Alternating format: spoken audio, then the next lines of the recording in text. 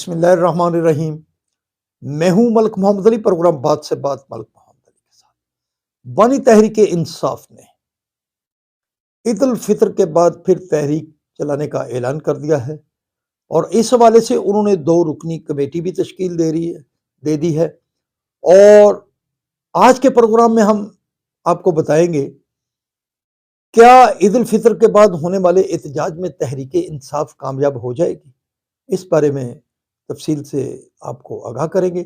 और प्यारे दोस्तों, जिन दोस्तों ने अभी तक हमारे चैनल को सब्सक्राइब नहीं किया, प्राय मेहरबानी वो हमारे चैनल को सब्सक्राइब भी करें, लाइक भी करें और शेयर भी करें। तहरीक इंसाफ, तहरीक इंसाफ 3 बार इस्लामाबाद पर चढ़ाई कर चुकी है।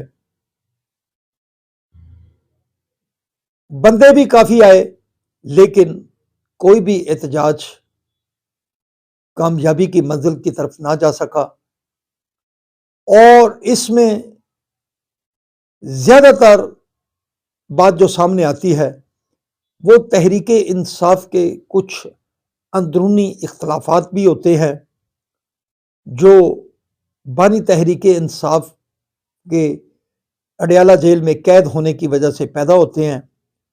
क्योंकि हर बंदा ही अपने नंबर बनाने के चक्कर में होता है कि वो बानी तहरीक इंसाफ के सामने अपनी अच्छी रिपोर्ट पेश कर सके, और जिसका नतीजा ये निकलता है कि उनके आपसी के इख्तलाफात उन्हें किसी मंजिल की तरफ नहीं ले जा रहे। इसी तरह अब जो 26 नवंबर के बाद एक जमूद तारी हुआ तहरीक इंसाफ के अंदर, और फिर बड़ी सारी बातें ऐसी सामने आती रहीं 26 नवंबर के मतलब, जिसकी वजह से तहरीक इंसाफ अपना कोई ऐसा मौसर बयानिया सामने नहीं ला सकी कि जिस पर कोई मौसर एहतजाज आगे बढ़ता।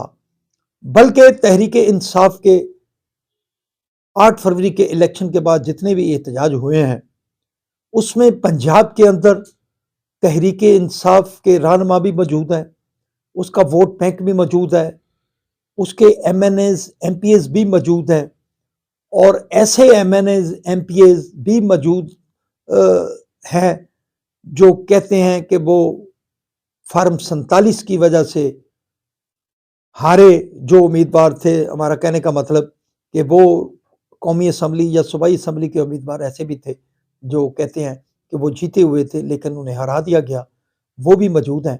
लेकिन इसके बावजूद पंजाब के अंदर तहरीक इंसाफ कोई भी एहतजाज नहीं कर सकी। कहीं इक्का दुक्का 2-4 बंदे निकल आए हैं या कोई ऐसी बातें हुई हैं तो वो कामयाब नहीं हो सका, या क़यादत गायब हो जाती थी, या किसी और मामले की वजह से कारकुनान पहले ही गायब हो जाते हैं। इसी तरह सिंध के अंदर भी ऐसी सूरत रही, बलोचिस्तान के अंदर तो वैसे ही कोई चीज़ सामने ही नहीं आ रही।